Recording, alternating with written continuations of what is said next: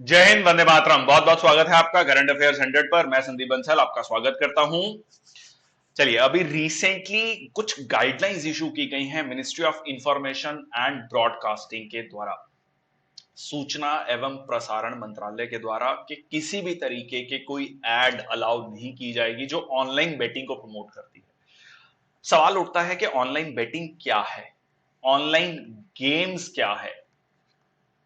कई बार आपने इस तरीके की एड्स काफी देखी होंगी जो कि ऑनलाइन गेमिंग को प्रमोट करती हैं।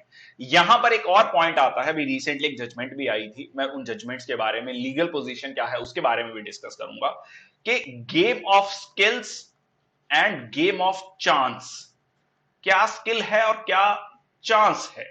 स्किल्स है कि जो आपने उस चीज के बारे में एक्वायर की हैं over the period of time. Chance है एक अनसर्टन इवेंट है, वो होगा या नहीं होगा आपको नहीं पता, बट वो एक अनसर्टन इवेंट है।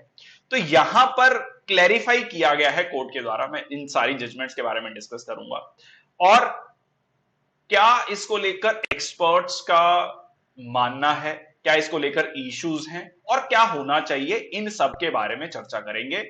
चलिए, बहुत स्वागत है एक बार फिर से करंट अफेयर्स 100 पर आपका। अब सबसे पहले ये देख लेते हैं कि क्या कहा गया है। देखिए, ministry of information and broadcasting ने एक एडवाइजरी इशू की है कि प्रिंट मीडिया में, इलेक्ट्रॉनिक में जो न्यूज़पेपर आते हैं, इलेक्ट्रॉनिक मीडिया जैसे आप न्यूज चैनल देखते हैं, और डिजिटल मीडिया, सोशल मीडिया में एक एडवाइजरी इशू की गया है कि रिफ्रेन कीजिए, बचिए किसी भी तरीके की एडवर्टाइजिंग करने से जो कि ऑनलाइन बेटिंग प्लेटफॉर्म्स को बढ़ावा देते हैं या ऑनलाइन बेटिंग प्लेटफॉर्म्स हैं।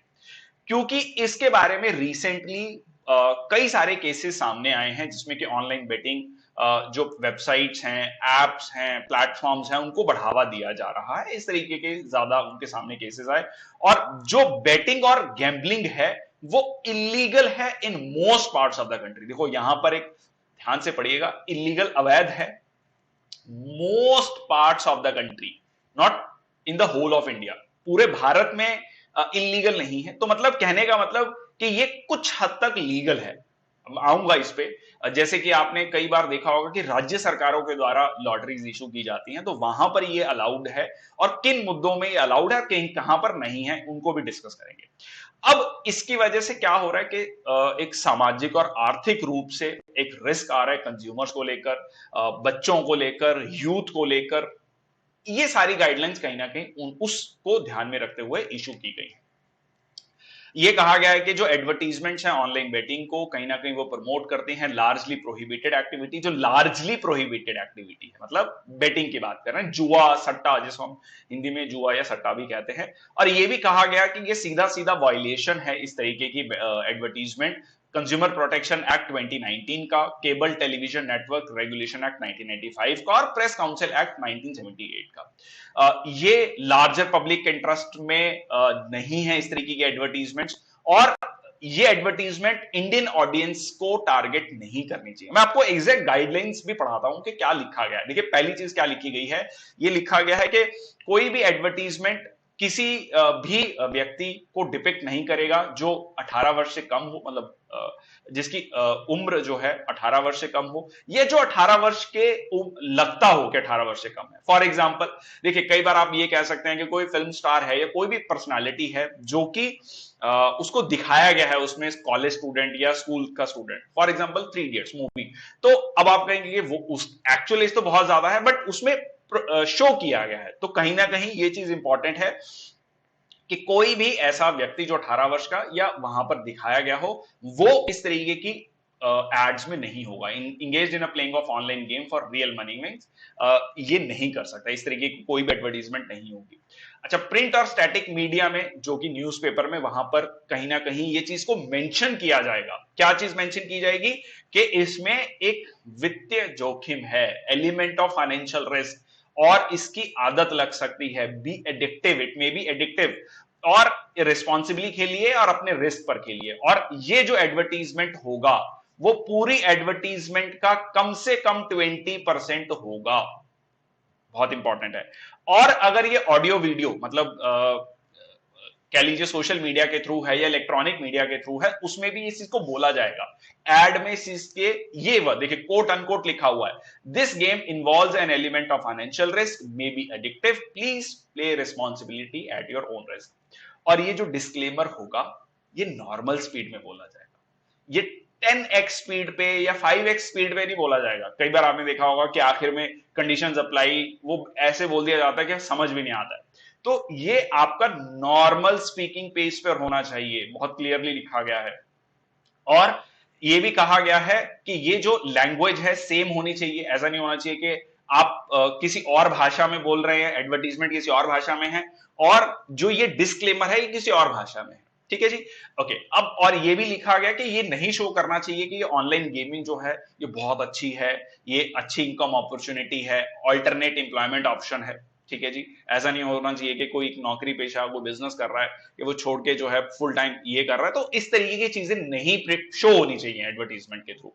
एंड ये नहीं शो होना चाहिए कि जो इस तरीके की गेमिंग एक्टिविटीज में एंगेज्ड है वो ज्यादा सक्सेसफुल है बाकी लोगों से। ठीक है जी, ये चीजें इसमें शो नहीं होनी चाहिए।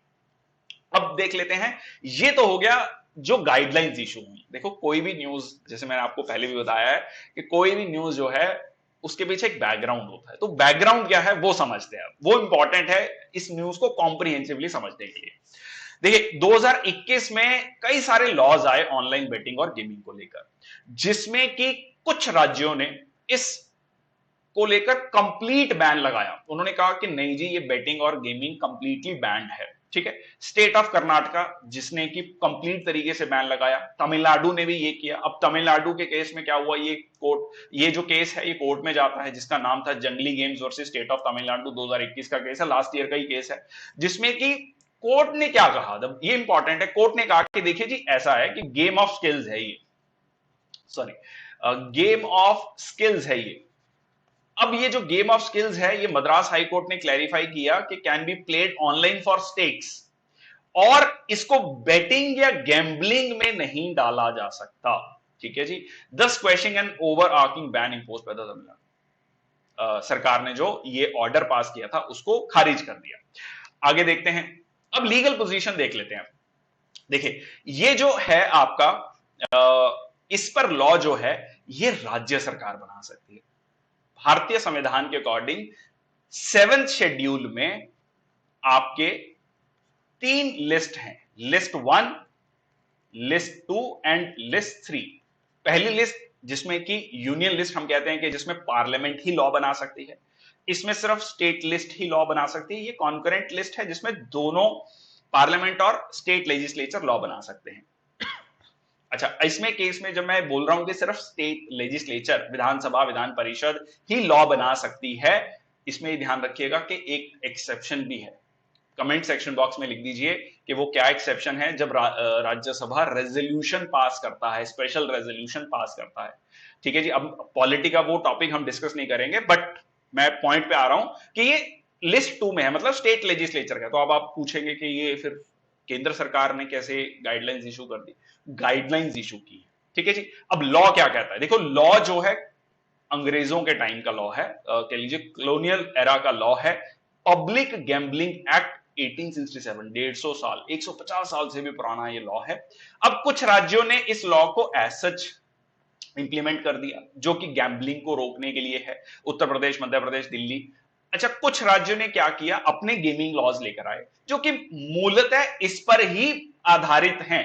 कुछ मॉडिफिकेशंस करी उन्होंने। ठीक है जी, कुछ मॉडिफिकेशंस करी, जिसमें आंध्र प्रदेश, सिक्किम, गोवा, इन्होंने कहा कि ठीक है ऑनलाइन जो ये गेम्स, बेटिंग, स्पोर्ट्स, सिर्फ नॉट जस्ट ऑनलाइन, देखो गाइडलाइंस ऑनलाइन से रिलेटेड है, बट हम अब एक जनरल पब्लिक गैम्बलिंग एक्ट की बात कर रहे हैं, तो जिसमें ये कहा गया कि रीजनेबल डिग्री के साथ आप खेल सकते हैं। ठीक है जी, रीजनेबल रिस्ट्रिक्शन जो हैं वो रीजनेबल रिस्ट्रिक्शंस हैं, और ये एक्टिविटीज उन एक्टिविटीज को अलाउ करता है जो कि स्किल्स पर बेस्ड है, चांस पर बेस्ड नहीं है, अनसर्टन इवेंट पर बेस्ड नहीं है। और इसको ये कहा गया कि अगर कोई करता पाया जाता है तो ये कॉग्निजेबल ऑफेंस है। देखिए ब्रीफली ये भी समझ लीजिए कॉग्निजेबल ऑफेंस क्या होता है, मैं ज्यादा डिटेल में नहीं जाऊंगा। कॉग्निजेबल ऑफेंस कॉग्निजेंस से आया है। देखो कॉग्निजेंस ले सकता है कौन? पुलिस ऑफिसर कॉग्निजेंस ले सकता है। सीरियस ऑफेंसेस जो होते हैं, सीरियस ऑफेंसेस होते हैं, जैसे मान लीजिए मर्डर हो गया, तो मर्डर के केस में ये नहीं होगा कि पुलिस ऑफिसर मजिस्ट्रेट से परमिशन लेने जाएगा फिर जो है एक्यूज को पकड़ेगा। उसके अगर उसको लगता है तो वो तुरंत उसको गिरफ्तार कर लेगा। तो ये कॉग्निजेबल ऑफेंस हो गया। क्या कहता है? Allowing the police to act without the need of the permission. Non cognizable उसका रिवर्स हो गया। चलिए अब वापस आते हैं। On the other hand Tamil Nadu, Kerala और कर्नाटक ने ऑनलाइन बेटिंग और गैम्बलिंग को कंप्लीटली बैन कर दिया। अब आपके दिमाग में आएगा कि जब, चलिए अब चांस और स्किल सब्जेक्ट ऑफ डिबेट है। अब कहां पर चांस है, कहां पर स्किल है, ये डिफाइन करना बड़ा मुश्किल है। बहुत सारी गेम्स हैं, ठीक है। अब उसमें आप ये कह सकते हैं कि ये फॉर एग्जाम्पल कार्ड्स खेले जाते हैं, उसमें गेम रहती है ब्लफ मास्टर, तो कौन है जिसने ब्लफ किया, कौन पकड़ सकता है। तो ये कोई कहता है कि ये स्किल बेस्ड है, कोई कह रहा है नहीं नहीं ये तो चांस है। ड्रीम 11 पर टीम बनाई, कौन सा प्लेयर अच्छा खेलेगा कौन सा बुरा खेलेगा, तो ये जो है बहुत सारी चीजें हैं। तो कहां पर इसको आप डिफाइन करेंगे, तो इसीलिए इसको हमेशा लेकर एक विवाद रहा है। कोर्ट फ्रीक्वेंटली रूलिंग, कोर्ट की हमेशा से ये रूलिंग रही है कि गेम्स जिसमें स्किल है वो is okay, skill rather than chance to win do not fall under the purview of betting or gambling। तो जो गेम ऑफ स्किल्स है वो इसके अंतर्गत नहीं आती हैं। पब्लिक गैम्बलिंग एक्ट 1867 के तहत या जो भी लॉज हैं, रिस्पेक्टिव स्टेट गवर्नमेंट के लॉज हैं, उनके अंतर्गत नहीं आती हैं। अब जो रीसेंट लॉ जो है कहीं ना कहीं ये इस चीज पर आधारित है कि जो एंटीसिपेशन है कि थ्रेट पोज कर रहा है इंटरनेट गैम्बलिंग, युवा को, बच्चों को कहीं ना कहीं आकर्षित कर रहा है। इस चीज को लेकर कहीं ना कहीं उनको रोकने के लिए है। बाय एंड लार्ज जो पब्लिक गैम्बलिंग एक्ट है ये इंश्योर करता है कि जो गैम्बलिंग है वो एक कॉग्निजेबल ऑफेंस हो और नॉन बेलेबल ऑफेंस हो।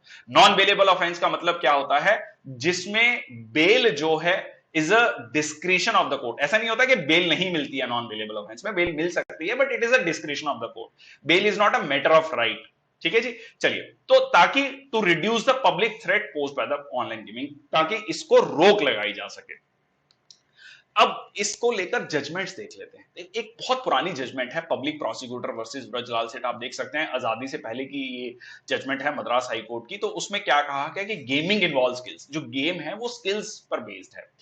पर बेटिंग या वेजरिंग जो है वो विनिंग और लूजिंग अ स्टेक, और वो सोली इस चीज पर डिपेंड करती है कि एक अनसर्टन इवेंट होगा या नहीं होगा। ठीक है जी। चलिए, अब एक और केस है जिसमें Varun Gumber versus union territory of Chandigarh and others. ये कहा गया कोर्ट के द्वारा कि जैसे फैंटेसी स्पोर्ट्स लाइक ड्रीम 11 जो हमने शुरू में भी बात करी, ये डिग्री ऑफ स्किल है ना कि गैम्बलिंग है। तो यहां पर भी कोर्ट ने इस चीज को क्लैरिफाई किया कि ये डिग्री ऑफ स्किल है। अब इसको लेकर हमेशा से विवाद रहा है कि किसको आप गेम ऑफ स्किल्स कहेंगे, किसको गैम्बलिंग कहेंगे। बट इसको मैंने आपको दोनों जजमेंट्स भी बता दी, क्या क्या कहा गया। बड़ा क्लियरली कहा गया कि गेमिंग इज अलाउड जो स्किल्स पर बेस्ड है। ओके, अब आता है कि जब लॉ है, जजमेंट है, तो एडवाइजरी की जरूरत क्यों पड़ गई। चलिए अब ये भी समझ लीजिए। देखिए, मेजॉरिटी पॉपुलेशन जो है हमारी वो 18 से 35 साल के बीच में यूथ पॉपुलेशन है। हम चाहते हैं कि ये पॉपुलेशन प्रोडक्टिव कामों में रहे, ना कि गेमिंग में या बेटिंग में या गैम्बलिंग में रहे। ठीक है जी।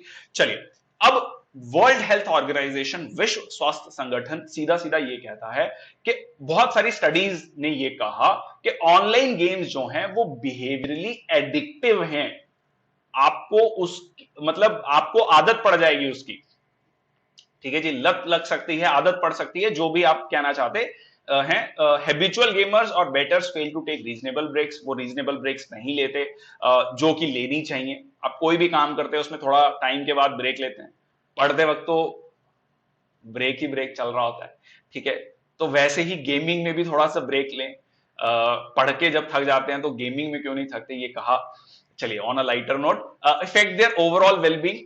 तो कहीं ना कहीं उनकी ओवरऑल वेलबींग को इफेक्ट करता है, आईज को इफेक्ट करता है। स्टीरियोटिपिकल माइंडसेट, एक वर्चुअल दुनिया में ही रह रहे हैं। ये भी देखा गया कि ऐसे लोग जनरली समाज में ज्यादा एडजस्ट नहीं हो पाते हैं, सोशल गैदरिंग्स में बहुत ज्यादा एडजस्ट नहीं हो पाते हैं। लैक ऑफ फिजिकल एक्सरसाइज नहीं हो पाता है क्योंकि सारा दिन आप ऑनलाइन गेमिंग में, बैटिंग में, इस चीजों में लगे हुए हैं। और ये भी कहा गया जो ये ऑनलाइन गेम्स है, कुछ ऑनलाइन गेम्स सेक्सुअल स्टीरियोटाइप्स को यूज करती हैं और वुमेन को एक सर्टेन वे में प्रोजेक्ट किया जाता है। सीधा सीधा ये जेंडर इनइक्विटी और जेंडर इनइक्वालिटी को भी बढ़ाता है कुछ गेम्स में, सारी गेम्स की बात नहीं कर रहा हूं। और ये भी कहा गया कि जो लेजिस्लेटिव अनसर्टेनिटी है, कानूनी तौर पर भी ये अनसर्टेनिटी है कि किसको ऑनलाइन गेम्स में रखा जाएगा, स्किल बेस्ड या चांस बेस्ड, कहां पर आप इसको डिफाइन करेंगे, ये इस पर लेकर कानूनी रूप से भी ज्यादा क्लैरिटी नहीं है, सेंट्रल रेगुलेशन नहीं है, इसीलिए गाइडलाइंस आई। ठीक है जी। मनी लॉन्ड्रिंग और टेरर फंडिंग भी हो सकती है इसके थ्रू। ये कहा जा सकता है कि ये जो प्रॉफिट हमने कमाया ये हमने ऑनलाइन गेमिंग के थ्रू कमाया और उस को जो है रूट किया जा सकता है टेरर फंडिंग या मनी लॉन्ड्रिंग के लिए, ये कहा गया। और कहीं ना कहीं सीधा सीधा बच्चों को और महिलाओं को ज्यादा टारगेट करता है। और ये वल्नरेबल सेक्शंस हैं, स्पेशली ऑनलाइन गेम्स के केस में अगर हम देखें। एज वेरिफिकेशन, आपने ये गेम में लिख तो दिया कि सिर्फ 18 वर्ष से ऊपर ही इसको खेल सकते हैं, कि क्या ऐसा होता है? क्या आपने उसको लेकर कोई वेरिफिकेशन मैकेनिज्म है?